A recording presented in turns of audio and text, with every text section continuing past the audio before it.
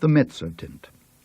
Some time ago, I believe I had the pleasure of telling you the story of an adventure which happened to a friend of mine by the name of Deniston during his pursuit of objects of art for the museum at Cambridge. He did not publish his experiences very widely upon his return to England, but they could not fail to become known to a good many of his friends, and among others to the gentleman who at that time presided over an art museum at another university.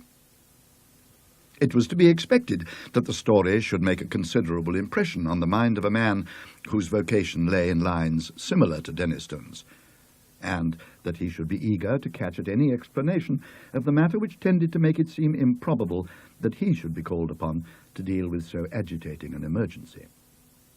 It was indeed somewhat consoling to him to reflect that he was not expected to acquire ancient manuscripts for his institution. That was the business of the Shelburnian Library. The authorities of that might, if they pleased, ransack obscure corners of the continent for such matters. He was glad to be obliged at the moment to confine his attention to enlarging the already unsurpassed collection of English topographical drawings and engravings possessed by his museum. Yet, as it turned out, even a department so homely and familiar as this may have its dark corners, and to one of these Mr. Williams was unexpectedly introduced. Those who have taken even the most limited interest in the acquisition of topographical pictures are aware that there is one London dealer whose aid is indispensable to their researches.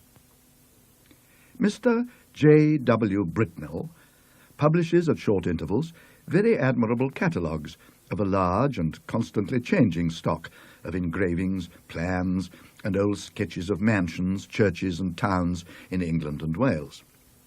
These catalogues were, of course, the ABC of his subject to Mr. Williams.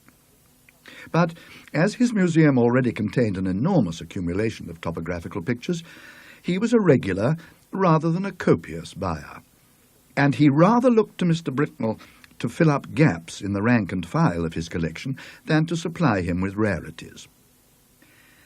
Now, in February of last year, there appeared upon Mr. Williams's desk at the museum a catalogue from Mr. Britnell's emporium, and accompanying it was a typewritten communication from the dealer himself.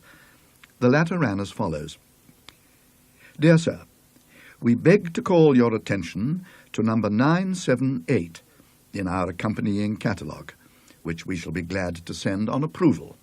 Yours faithfully, J. W. Britnell."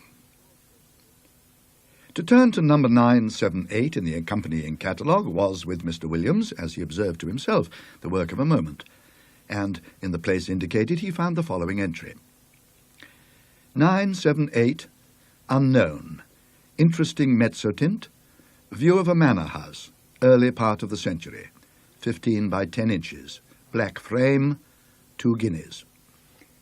It was not specially exciting, and the price seemed high.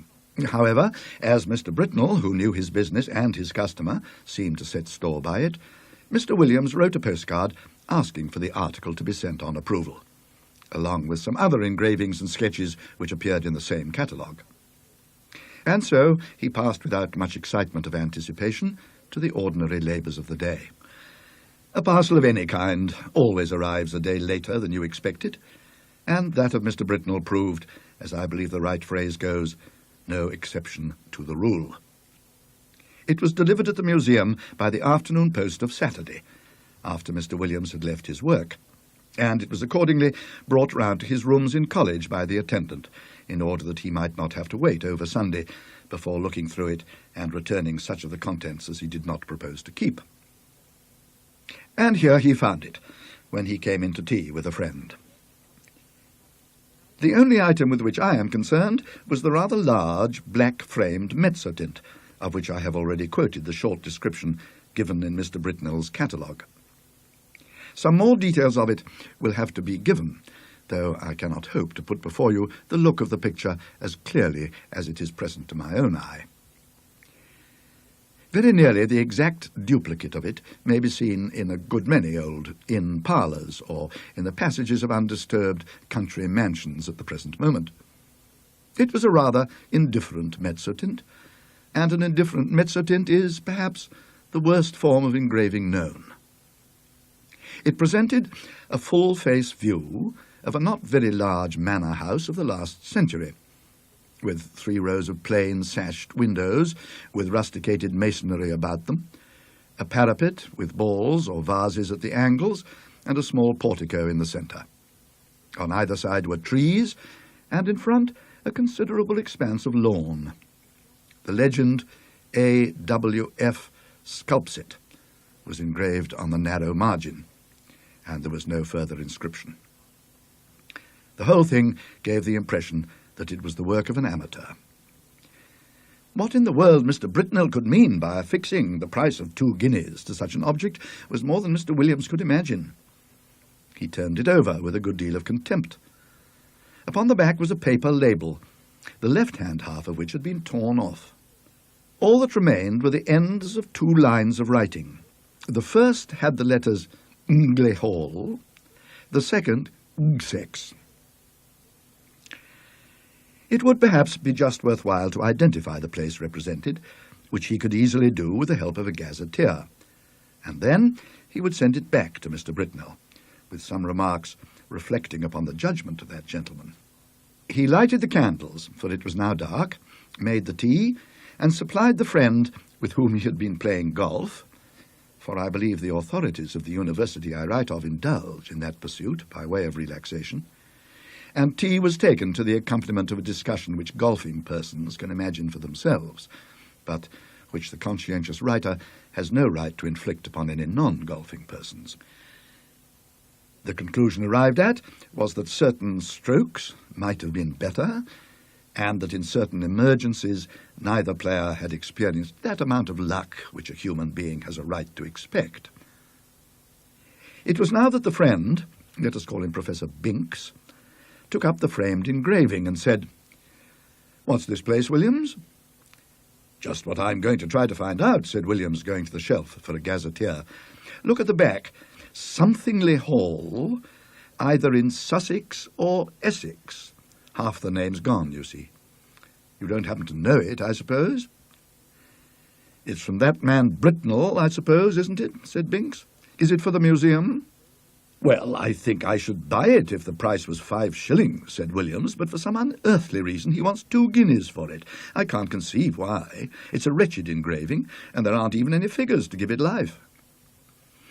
"It's not worth 2 guineas, I should think," said Binks, "but I don't think it's so badly done. The moonlight seems rather good to me, and I should have thought there were figures, or at least a figure, just on the edge in front." "Let's look," said Williams. "Well, it's true, the light is rather cleverly given. Where's your figure?"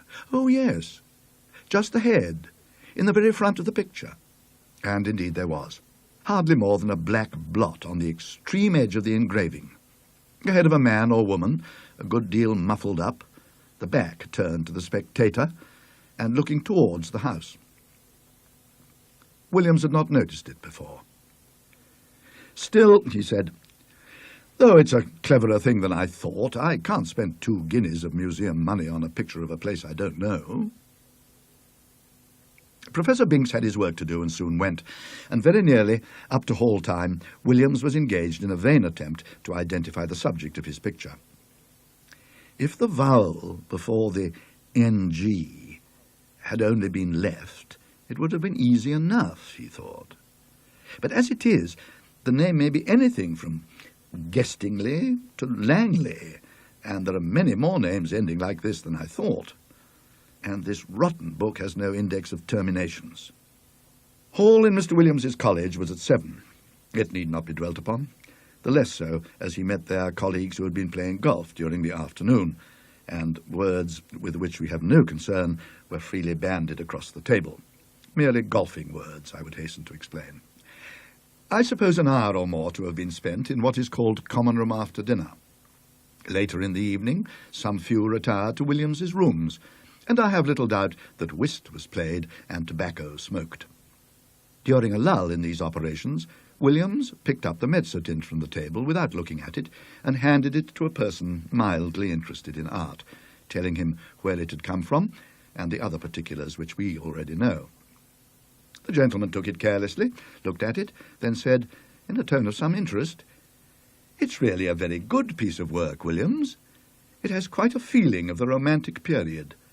The light is admirably managed, it seems to me, and the figure, though it's rather too grotesque, is somehow very impressive." "Yes, isn't it?" said Williams, who was just then busy giving whisky and soda to others of the company, and was unable to come across the room to look at the view again. It was by this time rather late in the evening, and the visitors were on the move. After they went, Williams was obliged to write a letter or two, and clear up some odd bits of work. At last, some time past midnight, he was disposed to turn in, and he put out his lamp after lighting his bedroom candle. The picture lay face upwards on the table, where the last man who looked at it had put it, and it caught his eye as he turned the lamp down.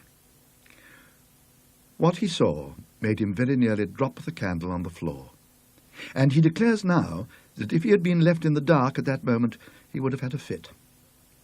But as that did not happen, he was able to put down the light on the table and take a good look at the picture. It was indubitable.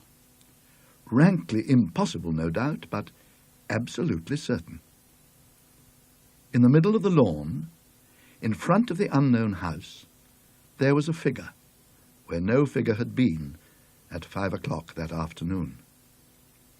It was crawling on all fours towards the house, and it was muffled in a strange black garment with a white cross on the back. I do not know what is the ideal course to pursue in a situation of this kind. I can only tell you what Mr. Williams did.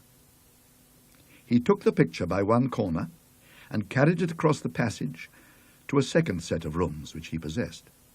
There he locked it up in a drawer, sported the doors of both sets of rooms, and retired to bed. But first he wrote out and signed an account of the extraordinary change which the picture had undergone since it had come into his possession. Sleep visited him rather late, but it was consoling to reflect that the behaviour of the picture did not depend upon his own unsupported testimony. Evidently the man who had looked at it the night before had seen something of the same kind as he had. Otherwise he might have been tempted to think that something gravely wrong was happening either to his eyes or his mind. This possibility being fortunately precluded, two matters awaited him on the morrow. He must take stock of the picture very carefully, and call in a witness for the purpose, and he must make a determined effort to ascertain what house it was that was represented. He would therefore ask his neighbour Nisbet to breakfast with him, and he would subsequently spend a morning over the gazetteer. Nisbet was disengaged and arrived about 9:30. His host was not quite dressed, I'm sorry to say, even at this late hour. During breakfast nothing was said about the Mezzotint by Williams, save that he had a picture on which he wished for Nisbet's opinion. But those who are familiar with university life can picture for themselves the wide and delightful range of subjects over which the conversation of two fellows of Canterbury College is likely to extend during a Sunday morning breakfast. Hardly a topic was left unchallenged, from golf to lawn tennis. Yet I'm bound to say that Williams was rather distraught, for his interest naturally centred in that very strange picture, which was now reposing, face downwards, in the drawer in the room opposite. The morning pipe was at last lighted, and the moment had arrived for which he looked. With very considerable, almost tremulous excitement, he ran across, unlocked the drawer, and extracting the picture, still face downwards, ran back and put it into Nisbet's hands. "Now," he said, "Nisbet, I want you to tell me exactly what you see in that picture. Describe it, if you don't mind, rather minutely. I'll tell you why afterwards." "Well," said Nisbet, "I have here a view of a country house, English, I presume, by moonlight." "Moonlight? You're sure of that?" "Certainly. The moon appears to be on the wane, if you wish for details, and there are clouds in the sky. All right, go on. I'll swear, added Williams in an aside, there was no moon when I saw it first. Well, there's not much more to be said, Nisbet continued. The house has 1, 2, 3 rows of windows, 5 in each row, except at the bottom, where there's a porch instead of the middle one. But what about figures? Said Williams with marked interest. There aren't any, said Nisbet. But what? No figure on the grass in front? Not a thing. You'll swear to that? Certainly I will. But there's just one other thing. What? Why, one of the windows on the ground floor, left of the door, is open. Is it really? My goodness, he must have got in, said Williams with great excitement. And he hurried to the back of the sofa on which Nisbet was sitting, and catching the picture from him, verified the matter for himself. It was quite true. There was no figure, and there was the open window. Williams, after a moment of speechless surprise, went to the writing table and scribbled for a short time. Then he brought 2 papers to Nisbet and asked him first to sign one, it was his own description of the picture, which you have just heard, and then to read the other, which was Williams's statement, written the night before. What can it all mean? Said Nisbet. Exactly, said Williams. Well, one thing I must do, or 3 things now I think of it. I must find out from Garwood, this was his last night's visitor, what he saw, and then I must get the thing photographed before it goes further, and then I must find out what the place is. I can do the photographing myself, said Nisbet, and I will. But, you know, it looks very much as if we were assisting at the working out of a tragedy somewhere. The question is, has it happened already, or is it going to come off? You must find out what the place is. Yes, he said, looking at the picture again. I expect you're right. He has got in. And if I don't mistake, there'll be the devil to pay in one of the rooms upstairs. I'll tell you what, said Williams, I'll take the picture across to old Green. This was the senior fellow of the college who had been bursar for many years. It's quite likely he'll know it. We have property in Essex and Sussex, and he must have been over the 2 counties a lot in his time. Quite likely he will, said Nisbet, but just let me take my photograph first. But look here, I rather think Green isn't up today. He wasn't in hall last night, and I think I heard him say he was going down for the Sunday. That's true too, said Williams.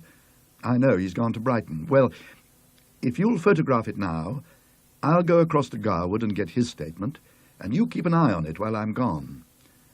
I'm beginning to think 2 guineas is not a very exorbitant price for it now. In a short time he had returned and brought Mr. Garwood with him. Garwood's statement was to the effect that the figure, when he had seen it, was clear of the edge of the picture, but had not got far across the lawn. He remembered a white mark on the back of its drapery, but could not have been sure it was a cross. A document to this effect was then drawn up and signed, and Nisbet proceeded to photograph the picture. Now, what do you mean to do? He said. Are you going to sit and watch it all day? Well, no, I think not, said Williams. I rather imagine we are meant to see the whole thing. You see, between the time I saw it last night and this morning, there was time for lots of things to happen. But the creature only got into the house. It could easily have got through its business in the time and gone to its own place again. But the fact of the window being open, I think, must mean that it's in there now. So I feel quite easy about leaving it. And besides, I have a kind of idea that it wouldn't change much, if at all, in the daytime. We might go out for a walk this afternoon and come in to tea, or whenever it gets dark. I shall leave it out on the table here and sport the door. My skip can get in, but no one else. The 3 agreed that this would be a good plan, and further, that if they spent the afternoon together, they would be less likely to talk about the business to other people. For any rumour of such a transaction as was going on would bring the whole of the Phasmatological Society about their ears. We may give them a respite until 5 o'clock. At or near that hour, the three were entering Williams's staircase. They were at first slightly annoyed to see that the door of his rooms was unsported. But in a moment it was remembered that on Sunday the skips came for orders an hour or so earlier than on weekdays. However, a surprise was awaiting them. The first thing they saw was the picture leaning up against a pile of books on the table, as it had been left. And the next thing was Williams's skip, seated on a chair opposite, gazing at it with undisguised horror. How was this? Mr. Filcher, the name is not my own invention, was a servant of considerable standing, and set the standard of etiquette to all his own college and to several neighbouring ones, and nothing could be more alien to his practice than to be found sitting on his master's chair, or appearing to take any particular notice of his master's furniture or pictures. Indeed, he seemed to feel this himself. He started violently when the three men came into the room and got up with a marked effort. Then he said, "I ask your pardon, sir, for taking such a freedom as to set down." "Not at all, Robert," interposed Mr. Williams. "I was meaning to ask you some time what you thought of that picture." "Well, sir, of course I don't set up my opinion against yours, but it ain't the picture I should hang where my little girl could see it, sir." "Wouldn't you, Robert? Why not?" "No, sir. Why, the poor child, I recollect once she see a door Bible, with pictures not half what that is, and we had to sit up with her 3 or 4 nights afterwards, if you'll believe me. And if she was to catch sight of this Kellington here, or whatever it is, carrying off the poor baby, she'd be in a taking. You know how it is with children, how nervish they get with the little thing and all. But what I should say, it don't seem a right picture to be laying about, sir, not where anyone that's liable to be startled could come on it. Should you be wanting anything this evening, sir?" "Thank you, sir." With these words, the excellent man went to continue the round of his masters, and you may be sure the gentleman whom he left lost no time in gathering round the engraving. There was the house, as before, under the waning moon and the drifting clouds. The window that had been open was shut, and the figure was once more on the lawn, but not this time crawling cautiously on hands and knees. Now it was erect and stepping swiftly with long strides towards the front of the picture. The moon was behind it, and the black drapery hung down over its face so that only hints of that could be seen. And what was visible made the spectators profoundly thankful that they could see no more than a white dome-like forehead and a few straggling hairs. The head was bent down, and the arms were tightly clasped over an object which could be dimly seen and identified as a child. Whether dead or living, it was not possible to say. The legs of the appearance alone could be plainly discerned, and they were horribly thin. From 5 to 7, the 3 companions sat and watched the picture by turns, but it never changed. They agreed at last that it would be safe to leave it, and that they would return after Hall and await further developments. When they assembled again, at the earliest possible moment, the engraving was there, but the figure was gone, and the house was quiet under the moonbeams. There was nothing for it but to spend the evening over gazetteers and guidebooks. Williams was the lucky one at last, and perhaps he deserved it.